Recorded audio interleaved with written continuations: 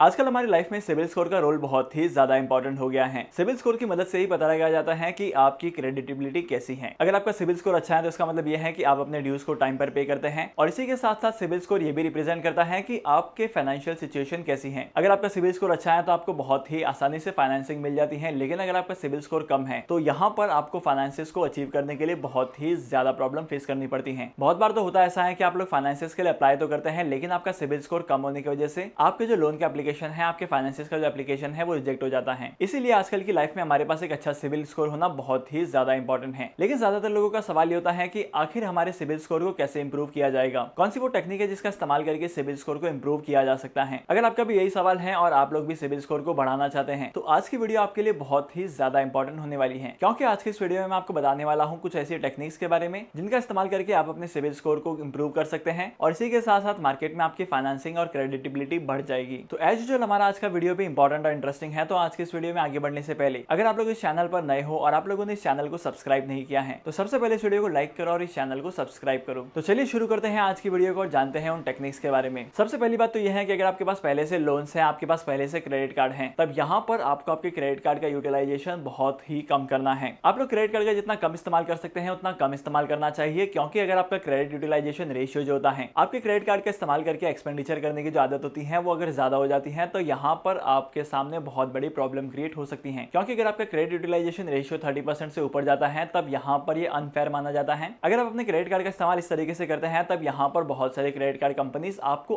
Further credit card issue नहीं करेंगे। तो सबसे पहले आपको क्रेडिट कार्ड के ऊपर ध्यान रखना है कि आपका जो क्रेडिट यूटिलाइजेशन का रेशियो है वो बहुत ही कम होना चाहिए। ऑन एन एवरेज अगर आपका क्रेडिट यूटिलाइजेशन का रेशियो टोटल लिमिट के 30% तक का आता है तब कोई बात नहीं है। अगर 30% के फिगर को क्रॉस कर जाता है तो यहाँ पर बहुत सारी प्रॉब्लम्स क्रिएट होती हैं। नंबर 2, अगर आपके पास एक्जिस्टिंग क्रेडिट कार्ड है और एक्जिस्टिंग क्रेडिट कार्ड के बिल्स आते हैं तो जब भी उन क्रेडिट कार्ड के बिल आते हैं तब यहाँ पर आपको प्रॉपर टाइम पर उनके बिल को सेटल करना है। मार्केट में से बहुत सारे लोग हैं जो क्रेडिट कार्ड के बिल को पे करना अवॉइड कर देते हैं, या बहुत सारे लोग तो ऐसे हैं जो क्रेडिट कार्ड के मिनिमम अमाउंट ड्यू को पे करते हैं। और तो और आपको ऐसे बहुत सारे लोग मिलेंगे जो कहेंगे कि अगर आप मिनिमम अमाउंट ड्यू का पेमेंट करते हैं तब यहाँ पर 1 महीने तक आपके क्रेडिट कार्ड के आउटस्टैंडिंग अमाउंट पर कोई भी चार्जेस नहीं लगेंगे। लेकिन ऐसा बिल्कुल भी नहीं है। अगर आपने फुल पेमेंट किया है तो कोई बात नहीं, लेकिन अगर आप लोगों ने पार्ट पेमेंट किया है तो बाकी रिमेनिंग अमाउंट पर आपको इंटरेस्ट पे करना पड़ेगा। और इंटरेस्ट के साथ साथ बहुत सारे बैंक ऐसे होते हैं जो आपके पास से पेनल्टीज भी चार्ज कर सकते हैं, तो इस चीज को अवॉइड करना है। और तीसरी और सबसे इंपॉर्टेंट चीज यह है कि जब भी आप क्रेडिट कार्ड का पेमेंट करते हैं तो क्रेडिट कार्ड का पेमेंट ड्यू डेट से पहले करना है। अगर आपके क्रेडिट कार्ड के बिल पेमेंट की ड्यू डेट मिस हो जाती है तो इसकी वजह से भी बहुत ज्यादा इंपैक्ट पड़ता है। अगर आप 3 दिन के बाद भी पेमेंट करेंगे तो कंपनी पेमेंट एक्सेप्ट कर लेगी, लेकिन आपके क्रेडिट कार्ड के अकाउंट में एक नेगेटिव साइन ये आ जाएगा कि आपने बिल को टाइम पर पे नहीं किया है। इसकी वजह से सिबिल स्कोर बहुत ही ज्यादा गिर जाता है। Last but not the list, अगर आप लोग मल्टीपल क्रेडिट कार्ड का इस्तेमाल करते हैं तो मल्टीपल क्रेडिट कार्ड का इस्तेमाल करने के बहुत सारे फायदे हैं, लेकिन क्रेडिट कार्ड की बिलिंग डेट को और इसी के साथ साथ क्रेडिट कार्ड के पेमेंट की डेट को भी आपको याद रखना है। बहुत बार क्या होता है कि मल्टीपल क्रेडिट कार्ड का इस्तेमाल करने की वजह से लोग यहाँ पर अपनी पेमेंट को मिस कर जाते हैं और इसकी वजह से इन्हें बहुत सारी पेनल्टीज पे करनी पड़ती हैं। और तो और जब भी आप क्रेडिट कार्ड में बैलेंस ट्रांसफर के फीचर का इस्तेमाल करेंगे तब यहाँ पर आपको हमेशा ही ध्यान रखना है कि बैलेंस ट्रांसफर के फीचर पर जो चार्जेस होते हैं वो बैंक टू बैंक वेरी करते हैं। काफी बार क्या होता है कि जब भी आप बैलेंस ट्रांसफर के फीचर का इस्तेमाल करते हैं तो 7%